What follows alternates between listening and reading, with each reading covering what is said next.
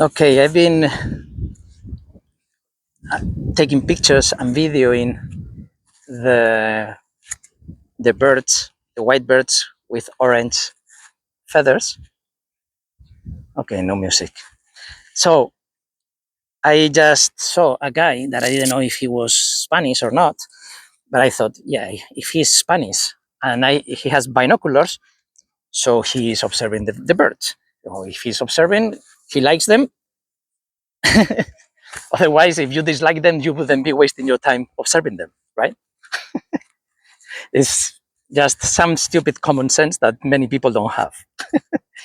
So, yeah, when you think in positive or when you think in negative, there are always infinite other ways, but you see them in both ways, and that's it.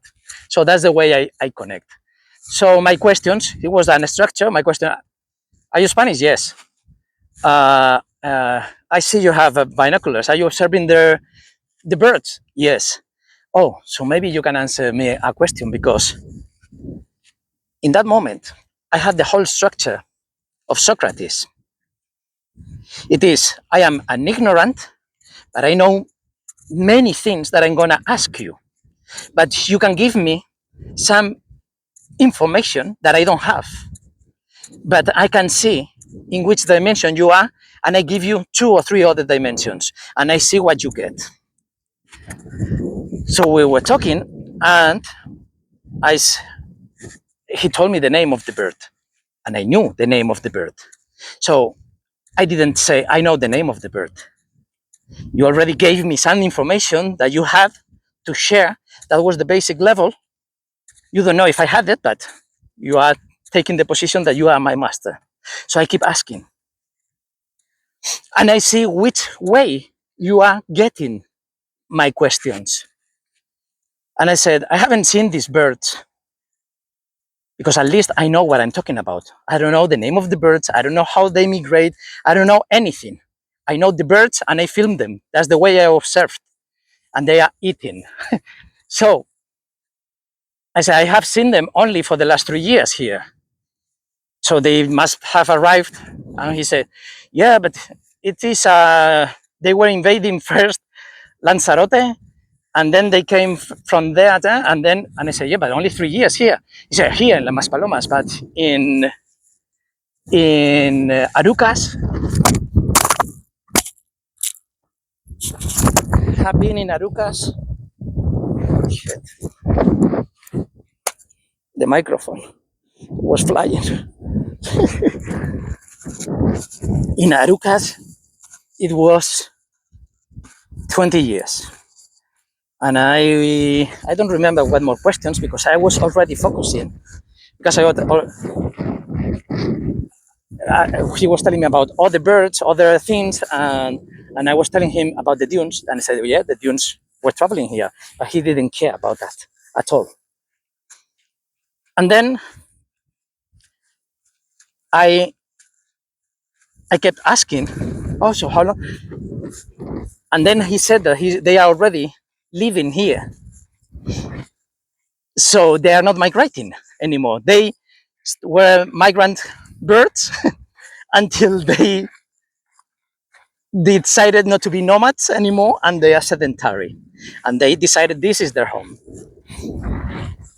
And this is the root of migrant soul. Is the root and the energy and the soul of migrant soul. What is the soul of migrant soul? These experiences. So I told him, well, the dunes were not here always. They've been also traveling. I don't know now about birds. I don't know about geology. I don't know about people.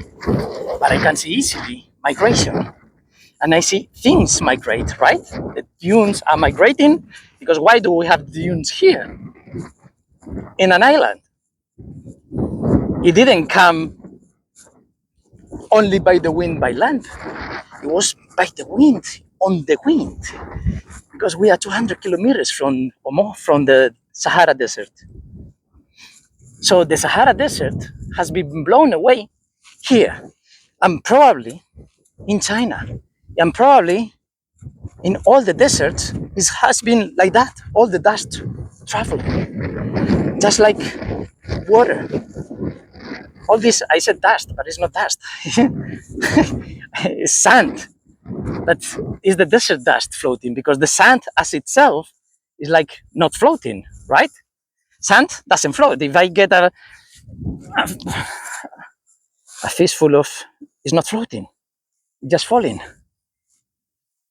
And the gravity takes them down, and the pressure and the wetness and many different physical reasons. But there is a reason that we don't know why, in which option they are floating. How is it floating and converting into dunes 200 kilometers away or whatever it is? Is that the consciousness of the group of the dust converting into sand again? Is that the kind of teletransportation?